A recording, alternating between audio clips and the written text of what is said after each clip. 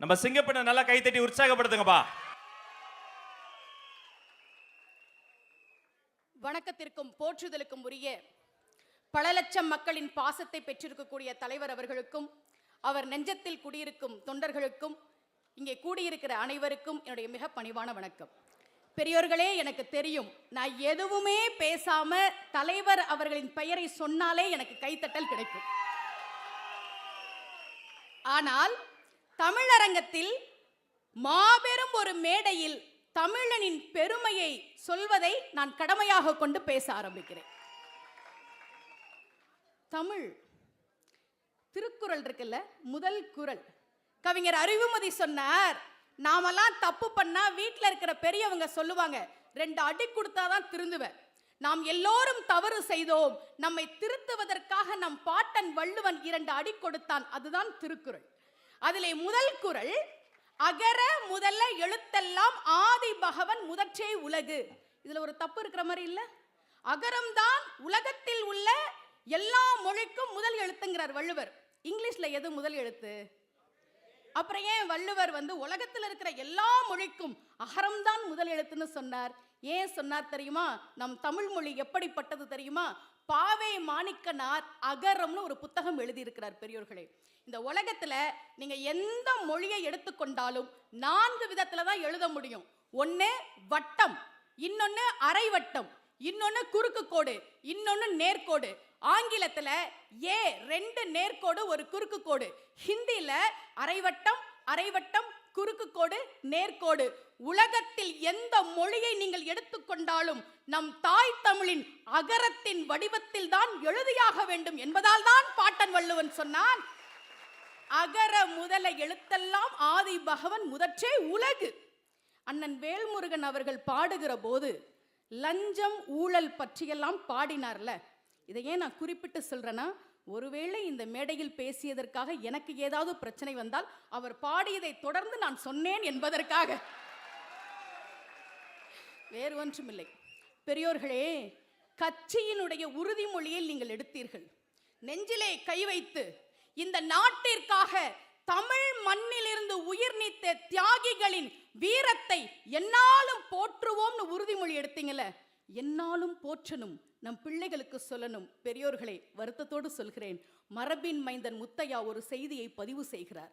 வ.உ. சிதம்பரம் பிள்ளை சுதந்திர போராட்ட தியாகி, ஆங்கிலேயருக்கு எதிராக கப்பல் விட்டார், கோயமுத்தூரிலே சிறைச்சாலையிலே செக்கிழுத்தார். பெரியோர்களே, வ.உ. சிதம்பரம் பிள்ளையினுடைய புத்தகங்களுக்கு ராயல்டி வருது, அரசு நாட்டுடைமை ஆக்கினதுனால. அந்த செக்கை கொடுக்கிறதுக்கு ஒரு அதிகாரி வர்றாரு. அவரு வ.உ. சிதம்பரம் பிள்ளையினுடைய மகன் வாலேஸ்வரங்கிட்ட லஞ்சம் கேட்டாராம். இந்த நாட்டிற்காக சிறையிலே செக்கெழுத்த, ஆங்கிலேயனுக்கு எதிராக கப்பல் விட்டு உயிர் நீத்த சுதந்திர போராட்ட தியாகியின் புத்தகங்களுக்கு ராயல்டி கொடுக்க லஞ்சம் கேட்ட நாடு சார் இந்த நாடு. தியாகிகளை நினைவை போற்றுவோம்னு சொன்னீங்கல்ல, நாம் எல்லோரும் போற்ற வேண்டும். முக்கியமாக ராஜராஜ சோழன், தமிழ் மாமன்னன், எப்பேற்பட்ட சாதனைகளை செய்திருக்கிறான் தெரியுமா? அவனுடைய ஆட்சி நிர்வாகத்திறன் எப்பேற்பட்டது தெரியுமா? 1000 வருஷத்துக்கு முன்னாடி அவன் ஆட்சி செய்த போது அவனுடைய ஆட்சியில் பெண்கள் அதிகாரிகளாக இருந்தார்கள். அவர்களுக்கு பேர் அதிகாரிச்சிகள். எங்கேயாவது கேள்விப்பட்டிருக்கோமா? அதிகாரி கேள்விப்பட்டிருக்கிறோம். எருதூர் குஞ்சரமல்லி, அந்த அம்மாவுக்கு கீழே 180 பெண்கள் வேலை பார்த்தார்களாம். ஆட்சியில இருப்பவர்கள் எப்படி இருக்க வேண்டும் என்பதற்கு நம் தமிழர் காமராஜரைத்தான் உதாரணமாக சொல்ல வேண்டும். முதலமைச்சர் ஆகிறார் காமராஜர். பெரியோர்களே, மாபெரும் மேடை. தமிழனுடைய பெருமையை பேசுவதற்கு இது போன்ற மேடை கிடைக்காது என்பதால் பதிவு செய்கிறேன். காமராஜர் முதலமைச்சர் ஆகிறார், அமைச்சரவையை அமைக்கிறார். இரட்டைமலை சீனிவாசனுடைய பேரன் பரமேஸ்வரனை இந்து சமய அறநிலையத்துறை அமைச்சராக ஆக்குகிறார். எதிர்ப்பு தெரிவிக்கிறார்கள், எப்படி இவரை நீங்கள் இந்து சமய அறநிலையத்துறை அமைச்சராக்கலாம்? காமராஜர் சொன்னார், இவங்கெல்லாம் கோயிலுக்குள்ள போக கூடாதுன்னு வச்சிருக்கீங்கல்ல, அதற்காகத்தான் இந்து சமய அறநிலையத்துறை அமைச்சராக்கினேன். பரமேஸ்வரனையும் அவருடைய சொந்தக்காரர்களையும் இனி எந்த கோவிலுக்கு போனாலும் பரிவட்டம் கட்டி கும்பிட்டு கூப்பிடுவீங்களே, அதற்குத்தான் அவரை இந்து சமய அறநிலையத்துறை அமைச்சராக்கினேன் என்று சொன்னவர் காமராஜர்.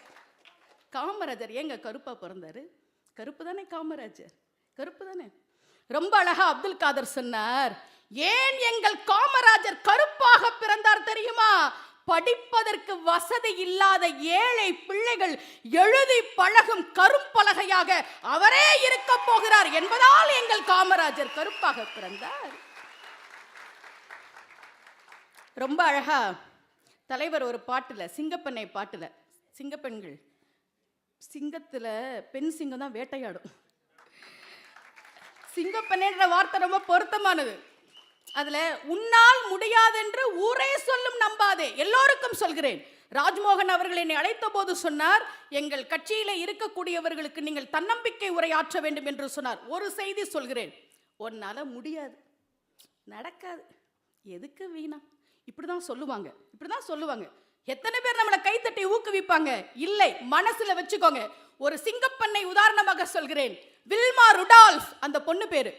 5 வயசா இருக்கும்போது டபுள் நிமோனியால கால் நடக்க முடியாம போயிடுச்சு. மருத்துவர் சொன்னார், உங்கள் மகள் நடக்க மாட்டாள். வில்மா ருடால்ஃப் சொன்னால், டாக்டர் நான் நடப்பேன். உன்னால் முடியாது. டாக்டர் சொன்னார். ருடால்ஃப் என்ன பண்ணா தெரியுமா? சுவத்தை பிடிச்சிட்டு முதல்ல எந்திரிச்சு நிக்க ஆரம்பிக்கிறா. அப்புறம் மெதுவா நடக்கிறா. ஒரு நாள் அம்மா பார்த்துட்டு, பாப்பா நீ நடப்பியான்றாங்க. நான் ஓடுவேன் அம்மா. ஓடுவியா? உன்னால் நடக்க முடியாது என்று ஒரு மருத்துவர் சொன்னாரே, அவர் முன்னால் நான் ஓடுவேன். ஓட போறியா? ஓடி வந்து அந்த அம்மா சொன்னாங்க, என் புள்ள நடக்கிறா டாக்டர். டாக்டர் சொன்னார், அது அவள் உயிருக்கு ஆபத்து, அவள் நடக்க கூடாது. வில்மா சொன்னால், உன்னால் முடியாது என்று சொல்கிறீர்களே, நான் ஓடுவேன். எங்கே தெரியுமா? ஒலிம்பிக்ல ஓடுவேன். பெரியோர்களே, 1960ஆம் ஆண்டு ரோமில் நடந்த ஒலிம்பிக் பந்தயத்தில் நடக்கவே முடியாது என்று டாக்டர் சொன்ன வில்மா ருடால்ஃப் ஓட்டப்பந்தயத்தில் 3 தங்கப்பதக்கங்களை வாங்கினாள் என்பது வரலாறு. உன்னால முடியாது, நீ ஜெயிக்க மாட்ட, நீ வரமாட்ட என்று சொல்வார்கள். ஆனால் நம் பாட்டன் வள்ளுவன் சொல்கிறான், வினை திட்பம் என்பது மனத்திட்பம். உன் வெற்றியை முதல்ல நீ மனசுல முடிவு பண்ணு, வெற்றி உன் காலடியில் வந்து விழும் என்று வள்ளுவர் சொல்கிறார். பெரியோர்களே, தமிழ் மொழியின் சிறப்பையும் தமிழர்களின் சிறப்பையும் ஒரு தன்னம்பிக்கை உரையும் பேச கிடைத்த அருமையான மேடை. தலைவரை பற்றி ஒரு செய்தி. விஜய்னா என்னங்க அர்த்தம்? ஒரு வார்த்தைக்கு முன்னால் வி என்கிற எழுத்து வந்தால் அதற்கு மேல் இன்னொன்று இல்லைன்னு அர்த்தம். என்னை போன்ற ஆன்மீகவாதிகள் நாங்கள் விநாயகருக்கு உதாரணம் சொல்வோம். நாயகன் என்றால் தலைவன், விநாயகன் என்றால் அதற்கு மேல் ஒரு தலைவன் இல்லை.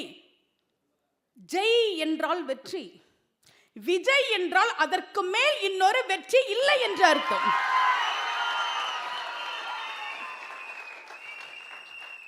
பெயரில் வெற்றியை வைத்திருக்கக்கூடிய தாங்கள், கட்சியின் பெயரில் வெற்றியை வைத்திருக்கக்கூடிய தாங்கள், எடுத்துக்கொண்ட அனைத்து முயற்சிகளிலும் எண்ணற்ற வெற்றிகள் உங்களுக்கு வந்து கிடைக்க வேண்டும் என்று வாழ்த்தி, இந்த வாய்ப்பை கொடுத்த அத்தனை பேருக்கும் நன்றி பாராட்டி விடைபெறுவதற்கு முன்னால், தமிழ் மொழியினுடைய சந்தம், எல்லாரும் முருகனை பத்தி பேசினாங்க.